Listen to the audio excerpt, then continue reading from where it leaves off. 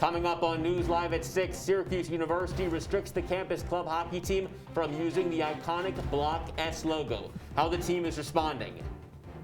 Plus, Juice Jam is back and is ready to rock our campus. Our Nicole Aponte breaks down this year's lineup. And the doors to the Carrier Dome opened just moments ago ahead of tonight's Syracuse-Liberty matchup.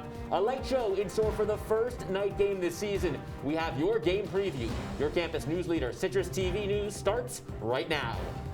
This is Citrus TV News live at 6, your campus news leader. The lights are on tonight at the Dome for SU's first game in front of fans in over a year, that being night games. Good evening, I'm Liam Crowley. And I'm Ricky Sayer. Earlier this week, the lights outside the Dome were tested for tonight's game. We have everything you need to know ahead of kickoff. But first, Syracuse's Office of Trademark Licensing is changing their guidelines for club sports. Citrus TV's John Perik is here in studio to break down what this means for club team members. Thanks, guys. The Syracuse Block S logo. It's everywhere on campus. It serves as a universal symbol of the school, but copyright restrictions have created problems for some students. On Tuesday, Syracuse Hockey posted on their Instagram saying they can no longer use the Block S logo on social media. The trademark office recently posted this chart on their website, which indicates that club teams can only use SU trademarked logos on uniforms. And this is one of many changes club sports teams are now having to face entering the semester. But captains of the SU club hockey team say this one takes the cake. This by far is the toughest because it makes us feel like we can't operate, we aren't Syracuse. I think they would reward their students with the ability to represent that school with the Block S. I mean, you see the Block S anywhere, you know it's Syracuse, and that's where these alumni connections come in. That's how you help, this helps you later on in life. That Block S is a conversation starter, and to not be able to use it hurts a lot. I want to be here. I want to be at the school. I wanted to come here. I want to represent this school. And just because I'm not an NCAA athlete should not mean that I can't have an S on me. But I can go to the bookstore and my money's good there, and I can wear the S. So I just don't understand. And despite the apparent frustration from the team, the captains say bad publicity is better than no publicity.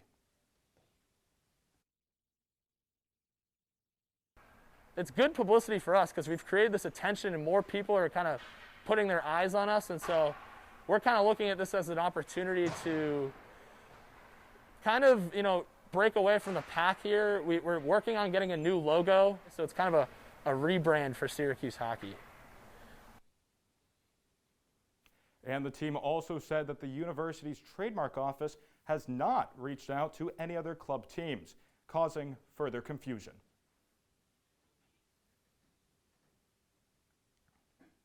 We've talked to other club sports, be like, hey, I just want you guys to know about this rule.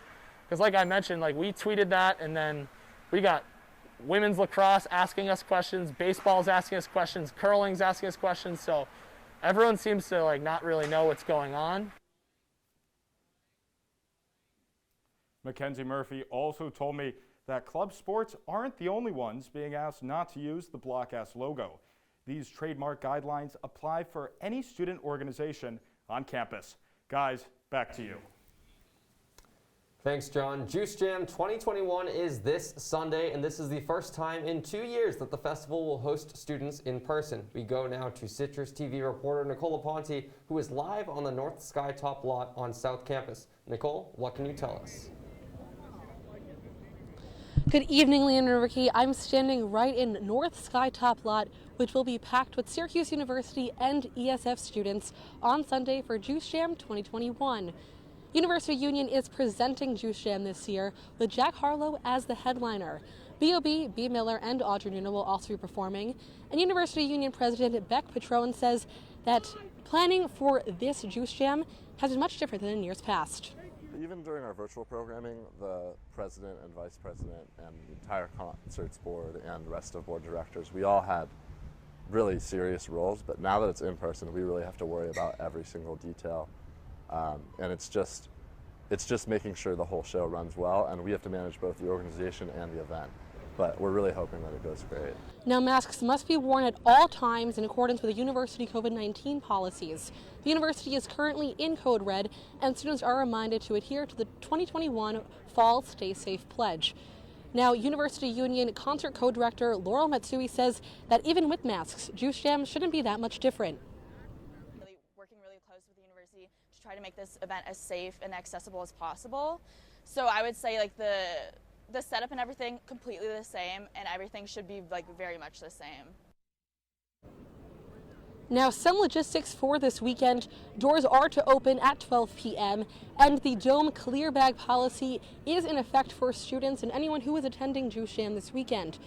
Now, tickets are required to be bought in person, and tickets can be bought online using your Syracuse University ID and email once signing in, and Syracuse University IDs and ESF IDs must be presented and swiped at check-in. Reporting live from North Skytop Lot, Nicole Aponte, CitrusTV News. Guy?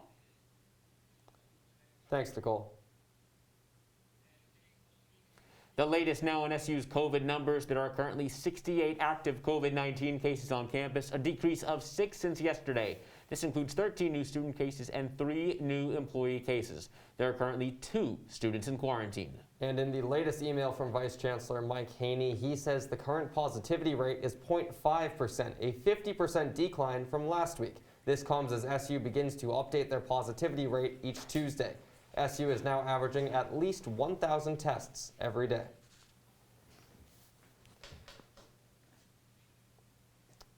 And Syracuse University is dipping their toes in non-fungible tokens, better known as NFTs. In a press release this morning, the university announced that they are joining the NFTU as one of the founding members of the Collegiate Athlete NFT trading site. New details out of the Central bus shortage. Central is adding service back during a staffing shortage. Limited service will return Monday for 6 bus routes. They include routes to Baldwinsville, Central Square, Cicero, Henry Clay Boulevard, Liverpool, and South Avenue. Syracuse University is not part of the increase. SU continues to use trolleys and vans to replace the missing Central service. Businesses, restaurants, and nonprofits alike are taking to Westcott Street for the 29th Annual Cultural Fair this Sunday. The fair starts with a parade at noon, followed by a used book sale, dance and music performances, and a kids stage. The event will be catered by local restaurants. The Westcott Street Cultural Fair is open to everyone as a celebration of the vast diversity, culture, and unique businesses that make up Syracuse's neighboring community.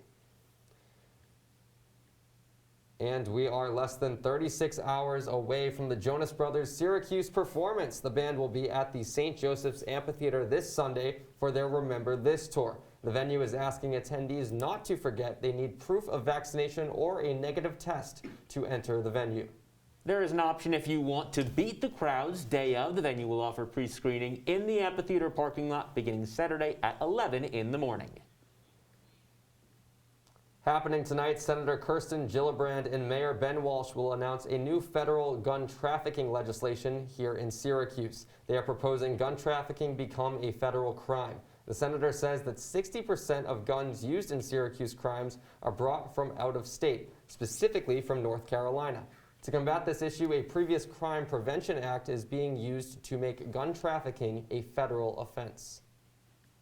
Onondaga County officials are urging people to take steps to protect themselves from mosquito bites after the West Nile virus was found in the county. The County Health Commission says mosquitoes from traps in the Cicero Swamp area and Oneida Shores have tested positive for the virus. The commissioner says it's extremely important to use protection measures to reduce the risk of being bitten while spending time outdoors this fall. Now, fortunately, Ricky, mosquitoes seem to be very prevalent during the summer, and fall temperatures make me think that mosquitoes are going to go away pretty soon. We saw some breezes today. Yeah, Ryan, are those fall temperatures going to be sticking around? Oh, Ricky and Liam, they will 100% be sticking around. 66 degrees right now, and you see there's low winds, 0% chance of rain. It's not too bad right now, but let's take a look outside the CitrusTV studio, actually. The skies, they look a lot bluer than you might think around this time of the year. As you see that picture right there, you know, you have some clouds wisping in, but it's really not that bad. Once we take a look now at the quad is getting ready for the game tonight against Liberty, an 8 o'clock Friday night game. You see the clouds in the back there? Those are nothing to worry about. They're already past us. No rain for tonight. Liam and Ricky, that's all I have for right now. Back to you. Thanks, Ryan. And coming up after the break, the CDC adds new booster shot rules. Are they following the FDA's lead? Find out next. And we have an update on the investigation of Gabby Petito's death, what her fiance's parents think he may have done. Stay with us.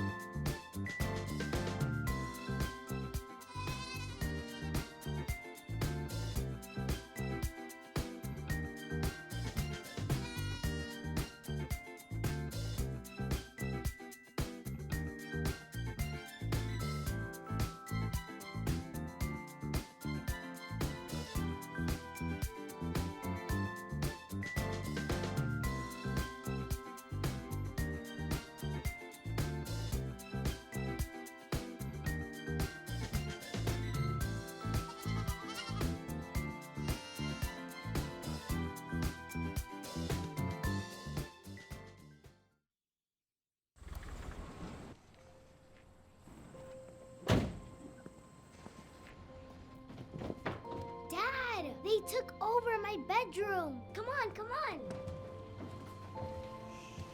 Okay, Dad. 1, 2, 3.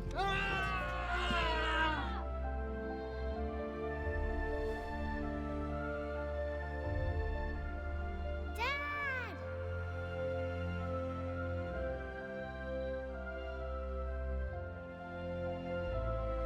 You saved me. Dad?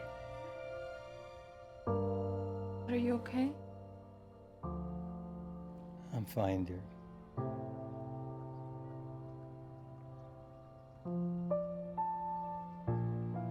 Your hero needs you now, and AARP is here to help. Find the care guides you need at aarp.org/caregiving. You're watching Citrus TV News with Ricky Sayre, Liam Crowley, Ryan Nelson, Nicole Aponte, and John Perik. Citrus TV News, your campus news leader. Welcome back to News Live at 6. The CDC is breaking from the recommendation of their vaccine advisors. They're recommending vaccines for a larger group than experts had advised. The CDC says people over the age of 65 should receive a booster shot of the Pfizer vaccine. The recommendation also applies to those ages 50 to 64 with underlying conditions, as well as those ages 18 to 49 based on individual risks and benefits. The FDA adds that people with high-risk occupations, such as those in healthcare or education, can be considered for a booster shot. President Biden spoke on the update this morning.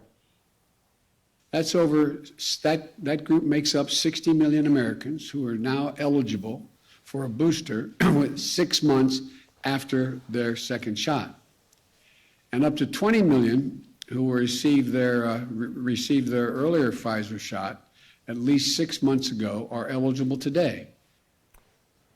Two hosts were pulled from The View's live broadcast today right before an interview with Vice President Kamala Harris. The hosts Sunny Haustein and Anna Navarro found out they tested positive for COVID a few minutes before the show. Both hosts are fully vaccinated, according to a White House official, and neither Haustein nor Navarro interacted with Harris before the show. The latest Democrats in the House are working to pass abortion legislation in response to Republican-backed state restrictions.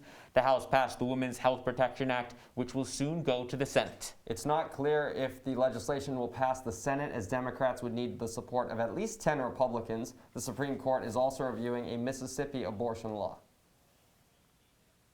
New details emerge in the Gabby Petito case. Petito's fiancé Brian Laundrie is now the subject of a federal arrest warrant for activities that took place after the death of Petito. He also allegedly used debit cards for accounts that did not belong to him. Laundrie left his parents' home 10 days ago without his wallet or cell phone. His parents are now concerned he may have injured himself. Local and federal officials continue the search for Laundrie. One person is dead after a gunman opened fire in a Tennessee grocery store. Collierville Police Chief Dale Lane confirmed 12 people in the local Kroger store were injured in the shooting. The gunman was found dead at the scene from an apparent self-inflicted wound. That's according to local authorities. And coming up after the break, tonight the rain has gone away and it's cooler temperatures are here, but how about tomorrow? What's that going to bring you? You have to catch up after the break.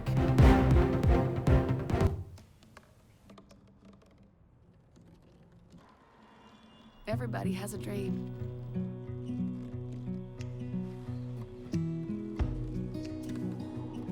Mine was to see the ocean. And with a little help, I made it.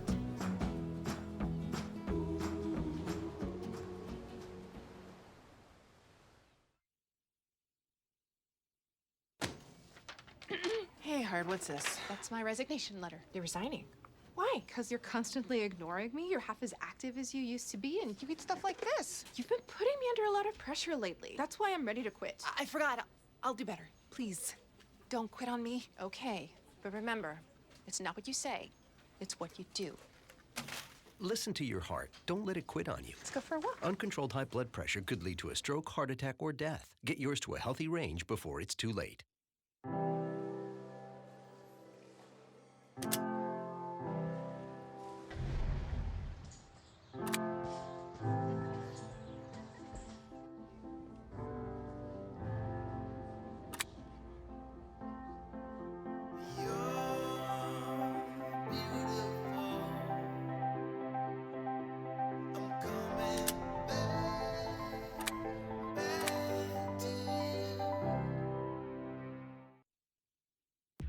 From the CitrusTV Weather Center, this is SU's most accurate weather forecast. Welcome back to News Live at 6. I'm Ryan Nelson, and let's look at tomorrow's weather because I'm really actually excited about this. You see here, it's going to be cooler in the morning. That's just nature. But once you get to noon, 73. Are we sure we're in September in Syracuse? It's going to be a beautiful day. No chance of rain. That's why I'm recommending everyone get outside. I know it says high. It's going to be one of the last warm days of the year. Take advantage while you can. Get to Thornton Park. Bring a Frisbee. Bring a football. Do whatever you want. Just spend it outside while you can. There's going to be low winds. There'll be some little humidity there, but nothing bad. And Liam, once the weather gets colder, it might be a good time to head back to movie theaters, right? Thanks, Ryan. Absolutely. Let's all get back to the movie theaters as soon as possible. And one of the biggest industries impacted by the pandemic has been, as you mentioned, movie theaters. Citrus TV's Calvin Christoforo looks at how one local cinema has handled the return of theater crowds. The COVID-19 pandemic has impacted a lot of different industries nationwide, but one of the businesses it's hurt the most is movie theaters. The first time we stopped, which was the day before the governor closed everything down, it was a question of safety for our patrons. In 2020, box office revenue in America dropped from over $11 billion to just over $2 billion. Nat Tobin's Manlius Art Cinema was one of those affected. But it wasn't just having to shut down the theater for a short period of time or being forced to limit capacity that lessened profit. It was the rise of another medium.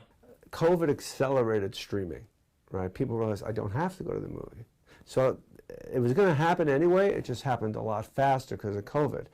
And one of the biggest streaming services out there is Disney+, where Disney started releasing its new films. But now, that is over. Disney just announced it'll premiere all of its new movies once again in theaters. And although Tobin Cinema doesn't show Disney movies, he still hopes it'll have a trickle-down effect. Well, we're hoping that business will pick up. We're hoping that the Delta variant will subside. People will be less afraid or reluctant to come out to the theater. Now, the COVID precautions for when you go see these movies will be different at all theaters. Here at Manlius Art Cinema, it's required to keep your mask on unless you're eating or drinking. Reporting from Manlius, Calvin Christoforo, Citrus TV. Thanks, Calvin. The pandemic also stopped fans from attending SC games in the Dome, but tonight's game in the Dome is yet another step toward normalcy. Nick, what do we have in sports? You're right, Ricky. Friday night Syracuse football doesn't get much better than that. We'll chat with Citrus reporter Brad Klein, who's in the Dome for the game, plus some MLB and NFL Week 3 talk. All of that after the break. Fancy pants peanut butter? A big screen television? You haven't even bought a sofa yet. A motorcycle? When your father finds out, he's gonna flip his shoes with 2 buckles? What do you even need 2 buckles for? Mr. Big Shot, buying whiskey shots for everybody in the bar. From the looks of it, I'd say nobody even remembers. Feed the pig. Here we go.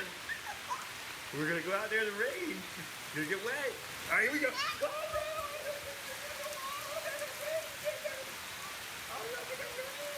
Okay, quick.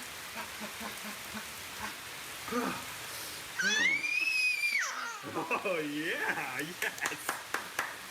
So much fun. Mwah. We're getting so wet.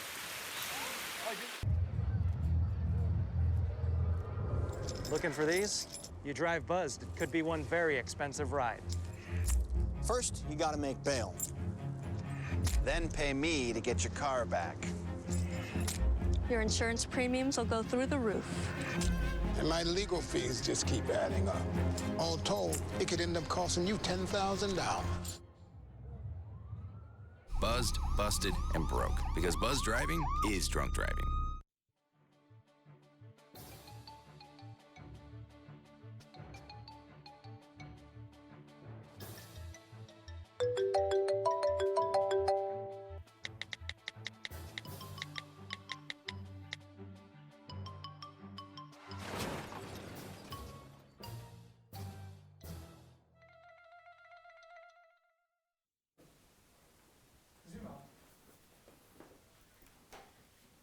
And now, your Citrus TV Sports Report. Friday night lights inside the Dome and actually outside too. We'll get into that later on. Welcome to sports. I'm Nick Zelaya. Syracuse and Liberty kick off in just under 2 hours now as the teams meet for a 3rd consecutive season. The Flames won last year's matchup 38-21 and already sit at 3-0 this season. Syracuse is coming off a dominant victory over Albany last weekend, but would like to minimize the number of penalties tonight against Liberty, totaling 16 as a team last Saturday, and now facing one of the top teams in the nation with Malik Willis. And now let's bring in our Citrus TV reporter, Brad Klein, who's outside the Dome. Brad, it's pretty cool outside, but are you ready for the AC first? Well, I'll tell you what, Nick, if Syracuse fans are wondering what exactly $118 million of Dome renovations buys them, I got one answer for you. It's lights. The first ever light show in the renovated Dome at night, and the lights are going to cascade from these white trusses down to the gray walls of the Dome. It's going to be interesting because this Dome, right now, gray, a little mundane looking. It's going to be orange by the time we get closer to kickoff. Maybe a little blue in there too, but what's interesting about the lights is not what's happening on the outside, it's what's happening on the inside. Remember, it's a night game, the first ever night game in the new Dome with fans, so they're going to do a blackout with a whiteout in the student section, a blackout on the field, and I hear it's going to be a really cool look for the player entrances. Might give Syracuse that extra juice they need against a team that beat them by 17 last year. Now, Brad, this is a team that Syracuse has now faced 3 years in a row. So tell the people out there who might not know about Liberty, who are the Liberty Flames? I'll tell you what, Liberty is pretty much a mirror image of what they were last season. All 11 starters on the offensive end returning and 10 of 11 on the defensive end. The big starter to look out for, though, Malik Willis. Just killed Syracuse on the ground and in the air. He's a mobile quarterback, yes, but head coach Tino Babers for Syracuse made it the point to say, hey, he's not your typical running quarterback. He can beat you again with his legs and in the air, but he runs like a running back and throws like a really good quarterback, projected to go top 10 in the NFL draft and potentially be in that Heisman race. The only difference between last year and this year is that last year Malik Willis caught Syracuse fans off guard. That's not going to happen this time around. Thanks a lot, Brad. You can stay tuned on Citrus TV Sports for all the game coverage tonight. Now, the final full week of the MLB regular season is coming up, and things are getting heated in the AL wildcard race. The two teams holding the top spots currently will face off beginning tonight, the Yankees and the Red Sox. And if you think you're reaching Liam anytime after 7, you might want to think again. New York team trails Boston by 2 games and leads the Blue Jays by just 1. And if you like good pitching, I would sit down for this one. Garrett Cole on the mound for the Yankees and Nathan Eovaldi for the Red Sox. First pitch scheduled for 7:10 in Boston. And Week 3 of the NFL gets underway on Sunday with a full slate of games, including 2 in New York. The Washington football team travels to Buffalo for a meeting with the Bills, who shut out the Dolphins last weekend and looked like the Bills we were expecting in 2021. Plus, the Falcons make their way to MetLife against the 0-2 Giants. New York lost to Washington on a game-winning field goal last Thursday. Both of those games start at 1, and then at 4, Zach Wilson and the Jets go to Denver to square up with an undefeated Broncos squad at Mile High Stadium. That's all for sports. Back to you guys at the desk.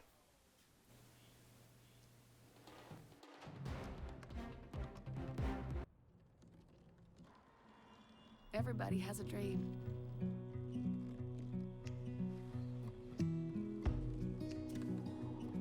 Mine was to see the ocean. And with a little help, I made it.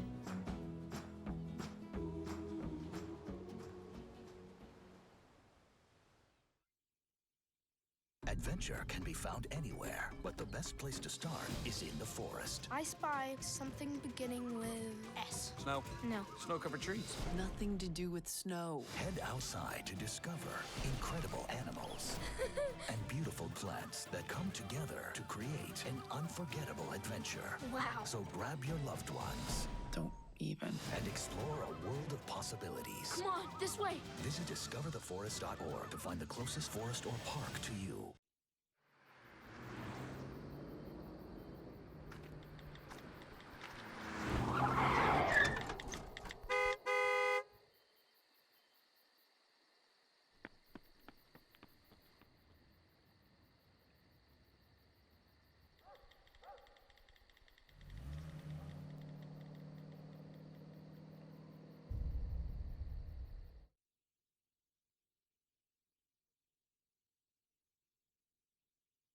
We got our 5-day forecast here. As you can see, tomorrow it's going to be a fantastic day. How about Sunday, though? Even better, possibly, for Juice Jam. It's going to be a fantastic day.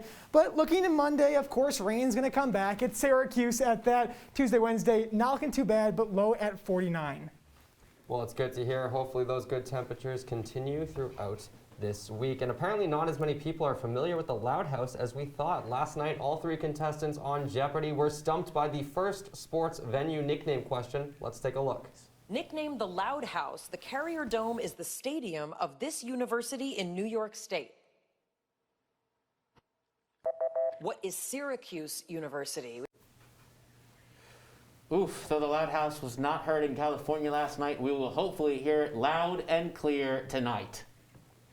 Ryan, are you going to be at the game? Are you going to be a part of this Loud House community? I can't. I'm wearing my white, though, in solidarity. I can't be at the game, but I'm still wearing the white. It's whiting out my apartment, though. They said more than the Loud House. They said they carried on. That's not just a nickname.